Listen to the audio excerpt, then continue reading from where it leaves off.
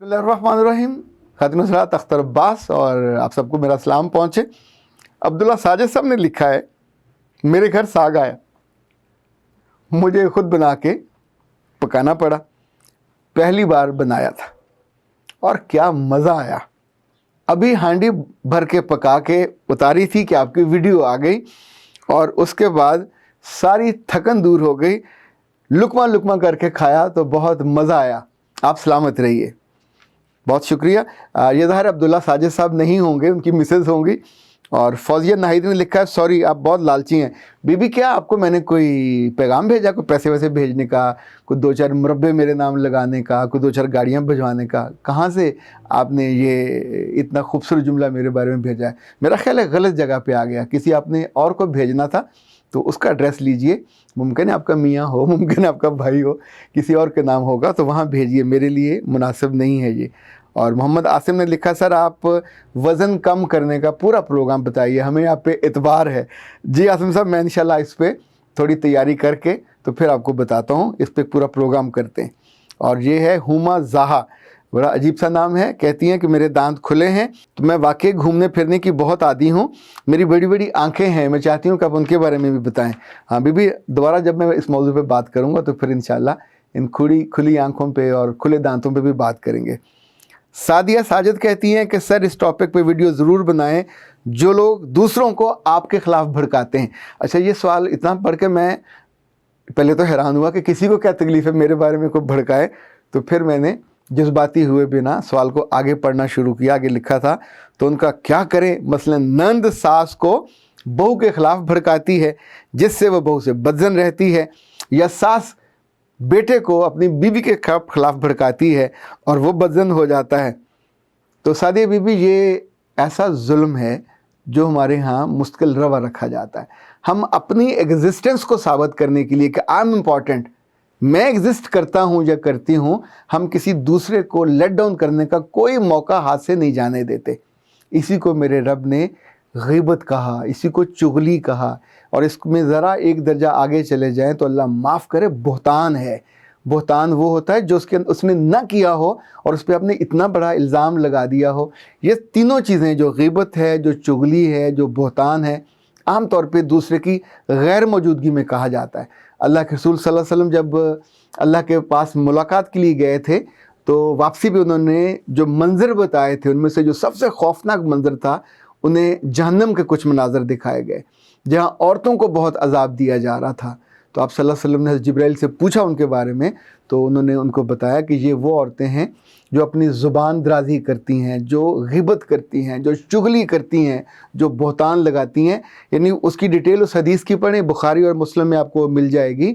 तो बंदा लरज़ जाता है और उसका जी चाहता है कि अपनी ज़ुबान को वो लिटरली जैसे टांके लगा ले कि जिस बात के कहने से आपको वक्ती सा कोई फ़ायदा हो या कमीनी सी खुशी हो और आपको वो रेस्ट ऑफ द लाइफ जहन्नम की आग में, उस दहकती आग में आपका जिस्म झुलसे और आप वो चर्बी पिघल पिघल के नीचे गिरे। आप सोचिए, और ज़ुबान पे कांटें, सांप और बिच्छू, तो उस सज़ा का तो बंदा तसव्वुर करके लरज़ जाता है। पर हम अपनी ख़वातीन को, बल्कि बाज़ मर्द भी ऐसी मैंने देखे हैं कि जो औरतों की इस आदत को ओढ़ लेते हैं और वो भी चुगली करने को, ग़ीबत करने को और बुहतान लगाने को बहुत उन्हें मज़ा आने लगता है। ये तर्ज़ ज़िंदगी है जो लोग ख़ुद इख्तियार करते हैं। जब इसकी सज़ा मिलेगी तो ज़ाहिर है वो भी ख़ुद भुगतेंगे, उस वक्त कोई उनकी हेल्प करने नहीं आएगा। ब्यूनी पटरी, ये दिलचस्प नाम है। उन्होंने लिखा है कि हमारे भारत में लड़कियां कम हैं और लड़के ज़्यादा हैं, इसलिए हम उम्र लड़की से शादी करना चाहते हैं। ब्यूनी साहब, हमारे यहाँ तादाद इससे बिल्कुल बरक्स है, लेकिन शादी सब लोग कम उम्र लड़की से करना चाहते हैं। जो बड़ी उम्र की बच्चियाँ बेचारी होती हैं वो आरजूमंद होती हैं, उनकी ज़्यादा हक़ होता है, इस्तेहकाक होता है, लेकिन इन छोटी उम्र की ख्वाहिश की वजह से वो बेचारी और बड़ी हो जाती हैं। ज़रीफ़ जमान साहब ने लिखा है कि सर, मैं साइकोलॉजी के मुताबिक अगर शौहर के सामने उसकी तारीफ़ की जाए तो वैल्यू नहीं रहती। बीबी, ये कौन सी साइकोलॉजी है? हमने तो आज तक यही पढ़ा कि दूसरे के कानों में अगर आप अच्छी बात करोगे, उसकी तारीफ़ करोगे, तहसीन करोगे, तो वो बात कानों से दिल में जाती है और उसके दिल में وہ چیज़ محفوظ ہوتی ہے, آپ کے بارے میں ایک تاثر اچھا بنتا ہے, آپ کے بارے میں ایک احساس اچھا جاگتا ہے. آپ الٹی بات کر رہے ہو. وہ کہتی ہیں ویسے میں دوسری بیوی ہوں, اگر اقرار کروں گی کہ میں اپنے میاں سے بہت محبت کرتی ہوں, مجھے وہ اچھا لگتا ہے, تو یہ تو میری کمزوری ظاہر ہو جائے گی. جی بیوی بالکل, یہ آپ کی کمزوری ظاہر ہو جائے گی, اور پھر آپ کے تعلقات اچھے ہو جائیں گے, پھر آپ کی زندگی خوشگوار ہو جائے گی. تو وہ تو ہونے نہیں دینی.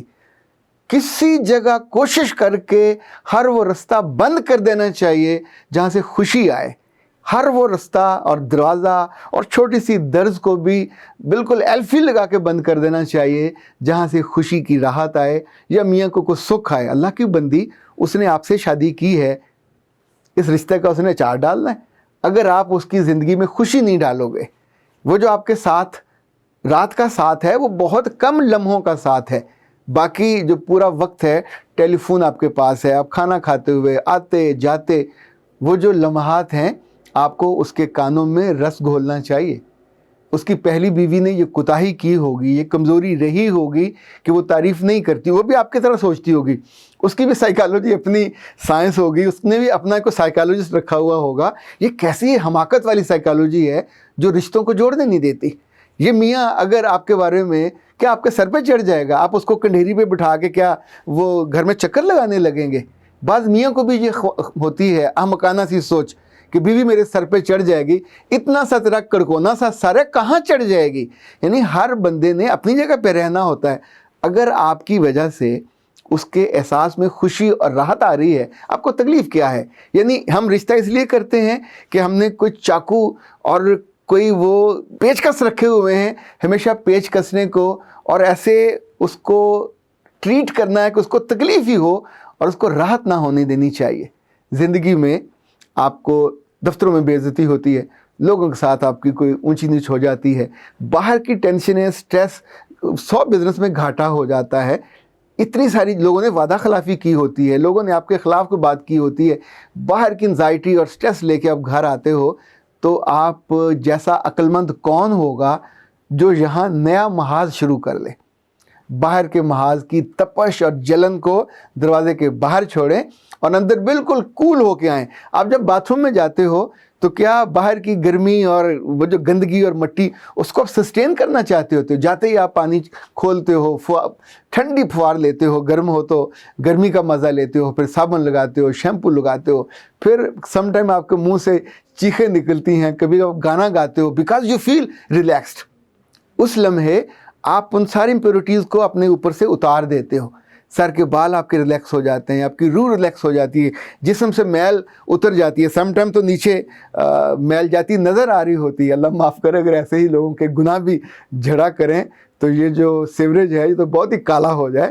لیکن اے پیارے لوگو, اے سمجھدار لوگو, نہ سمجھی کی بات نہ کیا کرو. ان رشتوں میں جب گھر جاتے ہو, جس کے گھر بھی رہتے ہو, ماں باپ کے گھر رہتے ہو, بھائی کے ساتھ رہتے ہو, اکیلے رہتے ہو, بیوی کے ساتھ رہتے ہو, بچوں کے ساتھ رہتے ہو, تو ان گھروں میں آپ کے جانے کے ساتھ لوگوں کے چہروں پہ لگ جاتے جاتے گزرتے گزرتے اپنے پیارے بیٹے اور بیٹی کے گالوں پہ ایسے ہاتھ مارو, اس کے سر پہ پیار سے ہاتھ رکھو, السلام علیکم کہو.